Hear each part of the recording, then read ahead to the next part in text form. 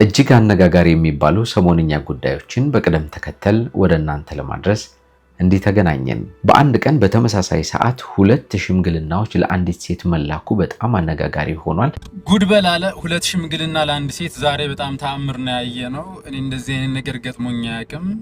እውነት ለመናገር አቧራ ነው የተነሳው። ለመሆኑ እቺ ሴት ማናት? ምንድነው የተፈጠረው? እንዴትስ ነው ለአንዲት ሴት ሁለት ሽምግልናዎች ያውም በተመሳሳይ ሰዓት ሊላኩ የቻሉት? ሽምግልናውንም የላኩት ሰዎች እነማን ናቸው የሚለውን በዝርዝር እንነግራችኋለን። ድብልቅልቅ አለ ትልቅ ጦርነት በሉት የተነሳው እውቋ አርቲስት ሳያት ደምሴና በጎ አድራጊው መልእክተኛው ከዚህ ቀደም ስለነሱ እንዲህ ሲሰራጩ በነበሩ ፎቶዎች ዙሪያ ሐሳቡንም እውነተኛ ያለውንም መልእክቱንም አስተላልፏል። ለመሆኑ እነዚህ ሰዎች ያላቸው ግንኙነት ምንድነው? እስከዛሬ የፍቅር ግንኙነት አላቸው፣ ቀለበት አደረገላት እየተባለ ሲሰራጭ የነበረው መረጃስ እውነት ነው ወይስ ሐሰት ነው የሚለውን እንዲሁ መልእክተኛው ከተናገረው ነገር በመነሳት መረጃውን እናደርሳችኋለን። ከዚህ በተጨማሪ እቺው ሳያት ደምሴ በመልእክተኛው የበጎ ስራዎች ላይ ስታደርግ የነበረው እጅግ አስገራሚና የማይታመን በጎ ስራ እንደነበራትም ተገልጧል። ምን አደረገች? ምንድነው ከመልእክተኛው ጋር ስትሰራ የነበረው የሚለውንም እንዲሁ ጨምረን እንነግራችኋለን። ከዚሁ ከመልእክተኛው ሐሳብ ሳንወጣ ደግሞ ተወዳጇ ዳናይት መክብብ እንዲሁ መልእክተኛው ተስፋ ቆርጬ በነበረበት ሰዓት ደርሳልኝ ስራዬን እንቀጥል አድርጋኛለች ብሏል። ምንድነው ያደረገችው? ዳናዊትስ የራሷ የሆነ አበርክቷ ምን ይመስል ነበር? መልእክተኛው በዚህ ጉዳይ ላይ ምን አይነት ሐሳብ አለው?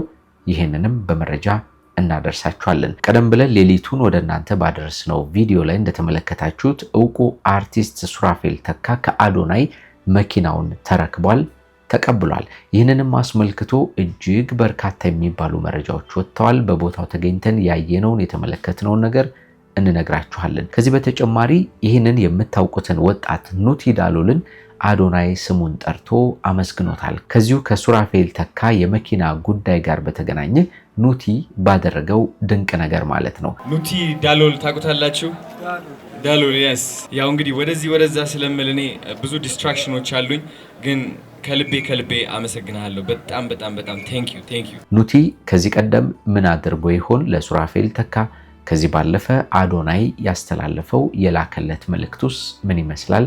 ይህንንም የምናደርሳችሁ ነው። ሌላኛው በዚህ ፕሮግራማችን ላይ የምንመለከተው የነጻነት ወርቅነህ ነገር ነው። በኢቢኤስ ቴሌቪዥን በኩል ቤተሰቦቹና ጓደኞቹ ብቅ ብለው የተናገሯቸው ነጥቦች በጣም ለብዙዎቻችን ትኩረትን የሚፈልጉ ናቸውና ምንድነው አዲስ ነገር የሚለውንም እንዲሁ እናደርሳለን። ሌላኛው ግን ከ3 ዓመታት በፊት እንዲህ በዚህ ፎቶ ላይ የምትመለከቱት ወጣት እናቱን ከዩኒቨርሲቲ ሲወጣ ማለት ነው ላደረገችለት ለዋለችለት ውለታ ማስታወሻ ይሆንልኝ ዘንድ በማለት እንጨት ተሸክሞ እናቱ የምትሰራውን ስራ ሲያሳይ እንደነበር እናስታውሳለንና አሁን ደግሞ የጋብቻ ስነ ስርዓቱን ፈጽሟል። ወጣቱ አሁን የገጠመው አዲሱ የህይወት መንገድ ምን ይመስላል? የጋብቻ ስነ ስርዓት ውስጥ እንዴት ያለ ነው? ይህንንም ወደ እናንተ እናደርሳለን። እንደምናችሁ የምንወዳችሁ የምናከብራችሁ የጎራ ስቱዲዮ ቤተሰቦች በያላችሁበት ሆናችሁ ጎራ ስቱዲዮን ተቀዳሚ ምርጫ ስለምታደርጉ እናመሰግናለን። ጌታቸው በላይ መሰናዶችን ወደ እናንተ በቅደም ተከተል አደርሳለሁ። ሰብስክራይብ አድርጉን። ሐሳብ አስተያየታችሁን ኮሜንት ላይ አኑሩ። ወደ ዝግጅቱ እንሻገር።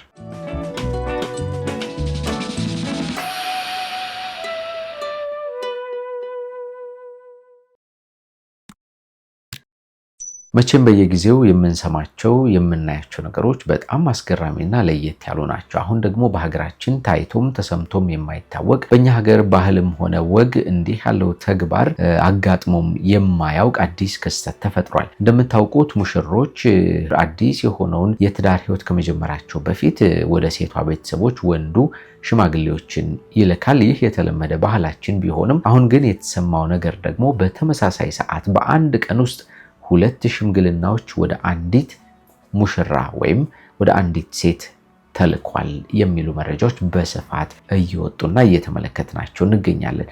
እንዴት ተፈጠረ የሚለውን ሞዴል ዞላ ከተናገረው ነገር እናሰማችሁ።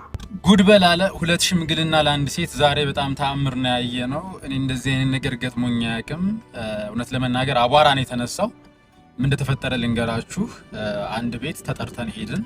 ዛሬ ሽምግልና ሊላክ ነው ብለን እንግዲህ ያው አክቹሊ እናቀዋለን ሽምግልና የሚልከውን ሰው ሄደን ፕሮግራም ተዘጋጅቶ እየጠበቅን እንግዶቹን እያለ ገቡ። እነሱም በወግ በማድረግ መጠየቅ ያለባቸውን ነገር ጠይቀው ኦልሬዲ ተሰጥቷቸው ምግብ መብላት ሲጀመር ሌላ ክላክስ የመኪና ጋጋታ ውጭ ላይ ሰማን ማለት ነው። ምንድነው የተፈጠረው ብለን ስንወጣ ሌላ ሽምግልና ሌላ ቦታ ነው የሚመስለው። ስንጠይቅ ራሷ ሙሽራዋ ጋር ነው ማለት ነው። ሁለቱ ምንድናቸው ሲባል በጣም የሚቀራረቡ ጓደኛ ማቾች። ከዛ በኋላ ድብልቅልቅ አለ። ትልቅ ጦርነት በሉት የተነሳው። ለማንኛውም አላለቀም። ዋና ውጤቱን በሚቀጥለው ቪዲዮ ጠብቁኝ እገልጽላችኋለሁ። ያው መጨረሻውን ሳላቅ እንደዚህ እንዳልን ነው። የትኛው ነው ተፈቅዶለት ሙሽራይቱ ፈቅዳ ሂድ ሽማግሌ ላክ ያለችው የትኛው ነው እሱንም አላወቅንም። ለማንኛውም ጉድበል ጎንደር አረ ዛሬ በጣም ተአምር ነው። እኔ በህይወቴ ሰምቼም አላቅም። አባቶቻችን ሲያወሩም ሰምቼም አላቅም። ምን አይነት ዘመን ላይ እንደደረስን ከባድ ነው። ለማንስ ይሰጣል? መጀመሪያ መጥቶ ተሰጥቶ ምግብ ሲበላ ለነበረው ወይስ ከውጭ ደግሞ ሌክጀሪ መኪና አሰልፈው ለመጡት?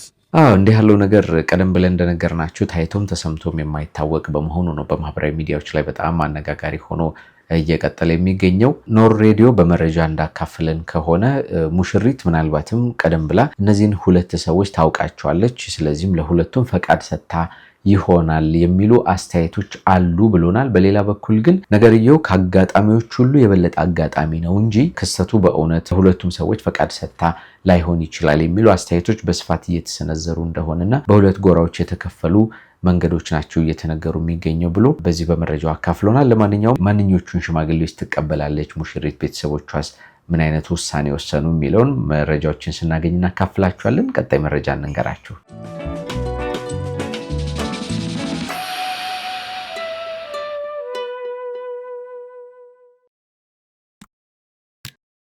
በጣም በርካታ የበጎ ስራዎችን በመስራት የምናውቀው መልእክተኛው ከዚህ ቀደም ስነ ጊዮርጊስ እባላለሁ ብሎ በሰይፉ ፋንታሁን በኩል ፊቱን ከገለጠ በኋላ በጣም አነጋጋሪ የሚባሉ ዜናዎችና መረጃዎች ስለሱ በስፋት ሲወጡ ተመልክተን ነበረ። እንደምታውቁት ሳያት ደምሴ ጋር ልዩ የሆነ ቀረቤታና ጓደኝነት፣ ወዳጅነት እንዳላቸውም ነው በተለያየ መንገድ ሲነገር የሰነባበተው።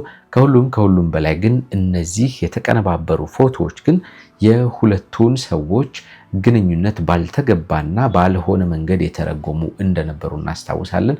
በጣም ብዙ ሰዎች እንግዲህ ሁለቱን ሰዎች ስለሚወዷቸው አንድ ላይ ቢሆኑ ከመመኘት ከማሰብ ሊሆን ይችላል። ነገር ግን እውነተኛው ነገር ግን ሁለቱ ፍቅረኛሞች አይደሉም። እንደተባለውም ሽማግሌ አላከም ወይም ደግሞ ታገቢኛለሽ ወይ የሚል ጥያቄ አልጠየቅም። እነዚህ የምትመለከቷቸው ፎቶዎች በሙሉ በኤአይ ተቀነባብረው በውሸት የቀረቡ ናቸው ማለት ነው። ሁለቱ ግን ንጹህ ጓደኝነት እንዳላቸው ተናግሯል። ቀደም ብዬ እንዳልኳችሁ በሰይፉ ፋንታሁን በኩል ፊቱ ከተገለጠ በኋላ መልእክተኛው ሳያት ደምሴ ደግሞ ቀደም ያለው ወዳጅነታቸው ስላለ መልእክተኛውን ፎቶውን ትይዝና በኢንስታግራም ገጿ ላይ እንዲያው ፀሐይ ነህ እኮ የሚል መልእክት ያለበት ጽሑፍ አስቀምጣ ነበርና እሱም ደግሞ ስለ መልካምነትሽ አንድ ቀን በትልቅ ሚዲያ እመሰክራለሁ የሚል ሐሳቡን መለሰላትና ይሄንን የተለዋወጡትን ኮሜንትና ሐሳብ የተመለከቱ በጣም በርካታ ሰዎች ደግሞ ነገርየው የፍቅር ነው፣ የፍቅር ግንኙነት ስላላቸው ነው እንዲህ አይነት መልእክት የሚለዋወጡት የሚል ድምዳሜ ውስጥ ገቡ ማለት ነው። እውነታው ግን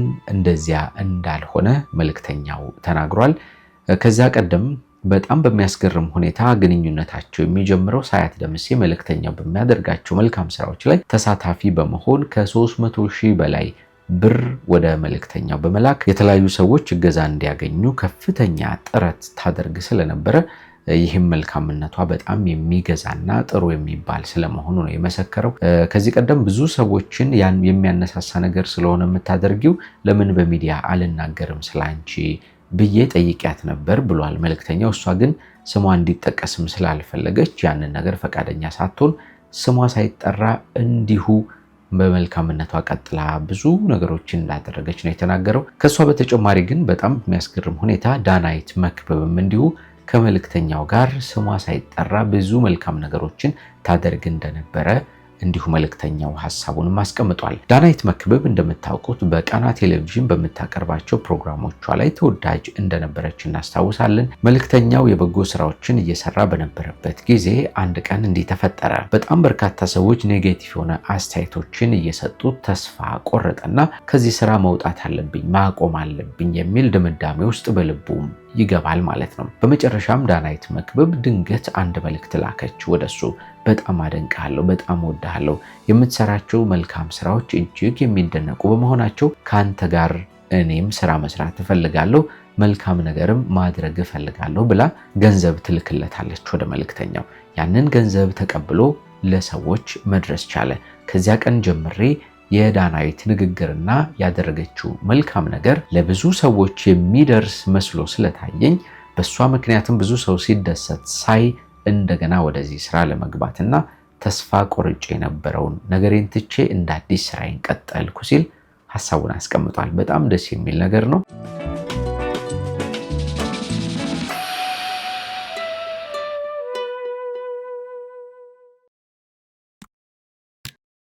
ከዚህ በተጨማሪ ሰሞኑን ሰርጓን የፈጸመችው አርቲስት ፍናን ሀድሩም በዚሁ በመልእክተኛው መልካም ስራዎች ላይ ተሳታፊ እንደነበረችም ጠቅሷል። እንዲህ ያሉት ወጣት አርቲስቶች የሚያደርጓቸው ነገሮች በጣም የሚደነቅና መልካም የሚባል ነው። በተለይ ደግሞ ስም ሳይጠቀስ ስም ሳይነገር ዝናን ሳይፈለግ ለሰዎች እንዲበጎ ስራን ማድረግ በጣም ትልቅነት ነው። ከነጻነት ወርቅነህ ጋር በተገናኘ በወጡ መረጃዎች ላይ ነጻነትም ህመም ላይ በነበረበት ጊዜ ሰይፉ ፋንታሁን ከ1 ሚሊዮን ብር በላይ ለነጻነት ሲሰጥ እንደነበር፣ ያው እንደምታውቁት ሰይፉ በጣም ለብዙ ሰዎች ተደብቆ ስሙን ሳይጠቅስ ገንዘብ የሚሰጥ መልካም ሰው እንደሆነ እናውቃለንና እንዲህ አይነቱ መልካም ልብ ማግኘት በጣም ደስ የሚል ነገር ነው፣ ያስቀናልምና በዚሁ አጋጣሚ ለሁላቸው ምስጋናችንን ለማቅረብ እንወዳለን። ወደ ቀጣይ መረጃችን እንሻገር። ዝነኛው አርቲስት ሱራፌል ተካ ከዚህ ቀደም ታክሲ እየጠበቀ የሚያሳይ አንድ ቪዲዮ በዚህ በቲክቶክ በኩል ከተሰራጨ በኋላ ተወዳጁ ቲክቶከር አዶናይ ለዚህ አርቲስት መኪና ልንገዛለት ይገባል፣ ለሰራው ኪነ ጥበብ ስራም በዚሁ አጋጣሚ ልናመሰግነው ይገባል የሚል ሐሳቡን አንስቶ ቻሌንጅ ተጀመረ። በዚህም ፖፑላር ኤሌክትሮኒክስ 1 ሚሊዮን ፎሎወሮችን በቲክቶክ እንዳገኝ ካደረጋችሁኝ ለሱራፌል ተካ መኪናውን እገዛለሁ የሚል ሐሳብ አነሳ። አዶናይም ይሄንን ቻሌንጅ አንስቶ በቲክቶክ ፖፑላር ኤሌክትሮኒክስን 1 ሚሊዮን ተከታዮችን እንዲያገኝ ከፍተኛ ጥረት አደረገ። በጣም በርካታ ቲክቶከሮችና የማህበራዊ ሚዲያ ተጽዕኖ ፈጣሪዎች ባደረጉት ርብርብም ነገርየው ተሳካ። በመጨረሻም በትናንትናው ዕለት እኛም ቀደም ብለን ሌሊት ላይ ቪዲዮን እንዳሳየናችሁ እንደለቀቅንላችሁ ዕውቁ አርቲስት ሱራፌል ተካ መኪናውን ተረከበ።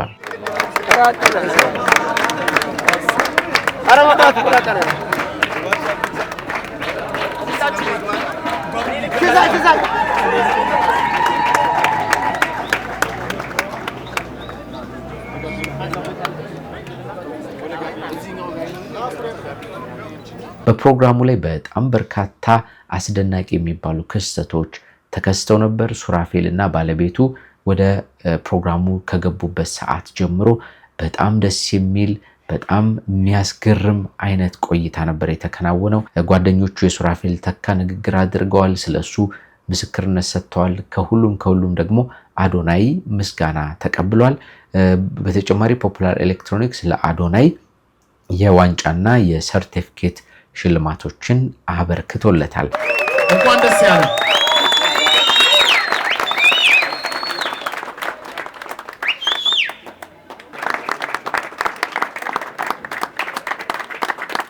እንዲሁ የክሪስታል የዋንጫ ሽልማትም አለው። ነገም ሌሎች ማህበራዊ ኃላፊነትን የምትወጣ ፖፑላር ኤሌክትሮኒክስ የክሪስታል የዋንጫ ሽልማት ሰጥቷል። አዶናይ የመሰለን ልጅ እኔ ሰጠኝ። በእውነት በጣም ቅን ልጅ ነው፣ ንጹህ ልብ ያለው ነው። ለዚያ ነው ብዙ ነገሮች የሚሳኩለት በንጽህና ስለሚሰራ ነው። በጣም ንጹህ ልብ ያለው ልጅ ነው። በአጠቃላይ የሰው 4 ነጥብ ሰው ነው፣ በቃ ሰው። በዚህ የመኪና ሽልማት ላይ ግን በጣም በሚያስገርም ሁኔታ ስሙ ሲነሳ የተመለከትነው ኑቲ ዳሎል በሚል መጠሪያ የምናውቀው ይሄኛውን ወጣት ነው። አርቲስት ሱራፌል ተካ የመኪና ሽልማቱን እንዲያገኝ ፖፑላር ኤሌክትሮኒክስ በሰጠው ቻሌንጅ መሰረትም ፎሎወሮች እንዲሰባሰቡ በሚደረግበት ጊዜ 1 ሚሊዮኑ አልገባ ብሎ ኑቲ ዳሎል በጣም ተጨንቋል ለካስና በራሱ በቲክቶክ ገጽ ላይ ብቅ አለና በጣም ለብዙ ሰዎች ካርድ እየገዛሁ ፎሎ ላረጉ ሰዎች ማለት ነው ካርድ እየገዛሁ ይህንን ስጦታ እሰጣለሁ ብሎ ጥያቄ ያቀርባል። እንግዲህ አንድ የረሳኋት ምስጋና አለች። ኑቲ ዳሎል ታውቁታላችሁ? ዳሎል yes የራሱ 90,000 ብር በማውጣት እንግዲህ ትልቅ ታምር ነው የሰራው። በጣም አግዘኛል ወንድሜ እንድታቀው። ያው እንግዲህ ወደዛ ስለምል እኔ ብዙ ዲስትራክሽኖች አሉኝ፣ ግን ከልቤ አመሰግናለሁ። በጣም ቴንክ ዩ። ከ90,000 ብር በላይ በማውጣት ካርድ እየሸለመ ፎሎ ስላስደረገ ነው እንግዲህ አዶናይና ሌሎችም በፕሮግራሙ ላይ የነበሩ ሰዎች ምስጋናቸውን ያቀረቡት። ሱራፌል ተካም እንዲሁ ምስጋናውን አቅርቦለታል። በጣም ደስ ይላል። ዛሬ እንግዲህ መልካም ልቦና ያላቸውን ሰዎች እየመረጥን ነው በዚህ መሰናዶ ላይ እያቀረብን የምንገኘው። አጋጣሚ ሆነና ወቅታዊ ሆኖ ካገኘናቸው መረጃዎች መካከል እነዚህ ሰዎች በጣም ትልቅ ነገር ያደረጉ ናቸውና ኑቲ ዳሎልም በጣም ብዙ መልካም ልብ ያለው ነው። ልናመሰግነው ፈልገን ይሄንን ነገር አቀረብንላችሁ። ይሄንን ፎቶ ብዙዎቻችሁ ታውቁታላችሁ።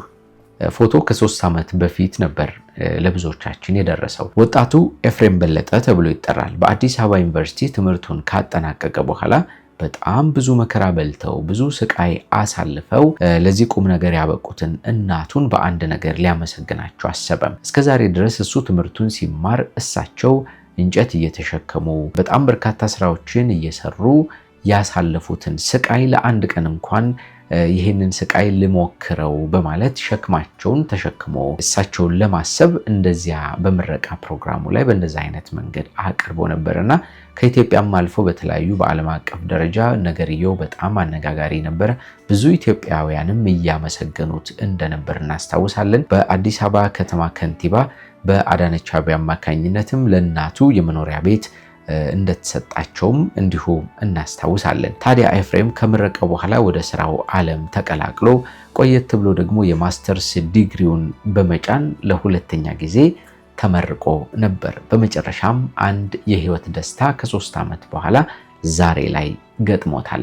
ይኸውም የትዳር አጋሩን መረጠና የሰርግ ፕሮግራሙን እያከናወነ እንደሚገኝ በጉርሻ ገጽ ያገኘነው መረጃ ያመላክታል። የኤፍሬም የትዳር አጋር ለመሆን አሁን በሙሽራነት የተሰየመችው ቤተልሔም ተብላ ትጠራለች ወጣቷ። ለነዚህ ወጣቶች እንኳን ደስ ያላችሁ፣ እንኳን ለዚያ በቃችሁ ብለን ከነጻነት ወርቅነህ ጋር በተገናኘ ስለወጡ መረጃዎች እናካፍላችሁ አስከትለን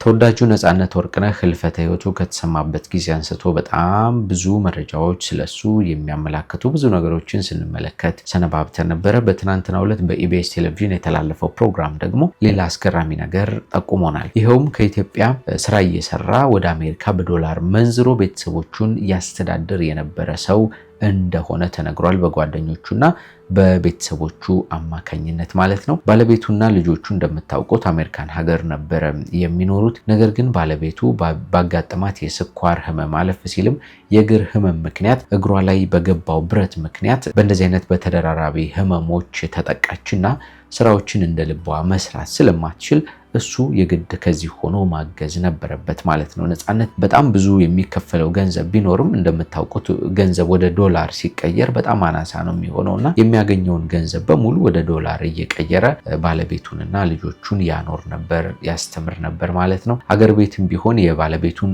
እናት ጭምር ቤት ተከራይቶ አንድ ላይ እየኖረ የነበረ ሰው ነበር። እስከዛሬ ድረስ በህይወቱ ቤት እንኳን ገዝቶ እንደማያውቅ ነው ከዚሁ ያገኘናቸው መረጃዎች የሚጠቁሙት። ነጻነት ህይወቱን ሙሉ ለቤተሰቦቹ የኖረ ሰው እንደሆነ ተጠቁሟል። ከዚህ ቀደም ሲነገር እንደነበረው በቴሌቪዥንም ስንመለከት እንደነበረው ፊቱ ላይ የህመም ስሜት ቢኖርም ዶክተሮችም ደግሞ አረፍ በል ይበቃሃል ቢሉትም ነገር ግን እኔ የምኖረው ለቤተሰቦቼ ነው በማለት ህመሙን ዋጥ አድርጎ እየሳቀ ለቤተሰቡ ይኖር የነበረ ሰው እንደሆነ የወጡት መረጃዎች ጠቁመዋል። ለማንኛውም እነዚህን ቤተሰቦቹን ልጆቹን ለማገዝና ለመርዳት ጎፈንድሚ አካውንት ተከፍቷል።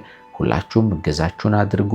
ጥሪ የቀረበው በዚህ ምክንያት ነው ማለት ነው። እስካሁን ድረስ 24 ሰዓት ባልሞላ ጊዜ ውስጥ ከ$33,000 በላይ በጎፈንድሚ አማካኝነት እንደተሰበሰበ ጉርሻ ገጽ ጠቁሞናል። በአጭር ጊዜ ውስጥ ተለይቶን የሁላችንንም ልብ የሰበረው ተወዳጁ አርቲስት ነጻነት ወርቅነህ ባለቤቱ ከታማኝ በየነ ወንድም ጋር ከተወልደ በየነ ጋር ባደረገችው ቆይታ የተሰማትን መሪር ሐዘን እንዲህ ስትል ገልጻለች ብሏል። ነፂ ካሁን ይመጣል እያልኩ ስጠባበቅ ነበር። ባለቤቴን የልጆችን አባት ግን እንዲህ አጣሁት ማለቷ ነው የተነገረው። ይህም ቃል የሚወዱትን ሰው በድንገት የማጣት ከባድ ስሜት መገለጫ ነው ብሎታል። ነፂ ለጥበብ ስራዎቹ ብቻ ሳይሆን ለቤተሰቡም ምሰሶና ለሶስት ልጆቹም አርአያ አባትም እንደነበር ነው የተገለጸው። የአርቲስቱ የቅርብ ጓደኛ አስናቀ ለነፂ ቤተሰቦች ቋሚ ድጋፍ እንዲሆን ታስቦ የተጀመረውን ዘመቻ አስመልክቶ መልእክቱን አስተላልፎ ነበረ። የጎፈንድሚ አካውንት ተከፍቷል፣ በዘመቻው ተሳተፉ ብሏል። ለባለቤቱና ለልጆቹ የወደፊት ህይወት መደገፊያም የሚሆን ይፋዊ የጎፈንድሚ አካውንት ነው የተከፈተው። ታዲያ በዚህም በአስደናቂ ሁኔታም ኢትዮጵያውያንና ኤርትራውያን ባደረጉት ርብርብም 24 ሰዓት ባልሞላ ጊዜ $33,000 በላይ ሊሰበሰብ ችሏል። አሁንም ይቀጥል ተብሎ ጥሪው ቀርቧል። የነጻነት ወርቅነህን ቤተሰብ ለመደገፍ በሚደረገው ጥረት ውስጥ ሁላችንም ተሳታፊ እንድንሆን ጥሪያችንን እኛም በሚዲያችን ስም ለማስተላለፍ እንፈልጋለን። በተለያየ ዓለም ክፍል ሆናችሁ ጎራ ስቱዲዮን ተቀዳሚ ምርጫ አድርጋችሁ ስለምትከታተሉን እጅግ አድርገን እናመሰግናለን። ጎራ ስቱዲዮ ወቅታዊ፣ ማህበራዊ፣ አዝናኝና አስተማሪ ሆኑ ልዩ ልዩ ታሪኮችን እንዲህ እየዳሰሰ ወደ እናንተ ውድ ተመልካቾች የሚያቀርብላችሁ ሚዲያችን ነው። በዛሬው ዝግጅታችንም ወደ 7 የሚጠጉ ወቅታዊና አነጋጋሪ የሆኑ መረጃዎችን በቅደም ተከተል ወደ እናንተ አደርሰናል። ጌታቸው በላይ ደግሞ አብሬያችሁ ቆይታ አድርጌያለሁ። ቻናላችንን ሰብስክራይብ አድርጉ። ሐሳብ አስተያየታችሁን ኮሜንት ላይ አኖሩልን። በሚቀጥለው በሌሎች መሰናዶዎች እንደገና እንገናኛለን። እስከዚያ ግን ቸር ቆዩልን።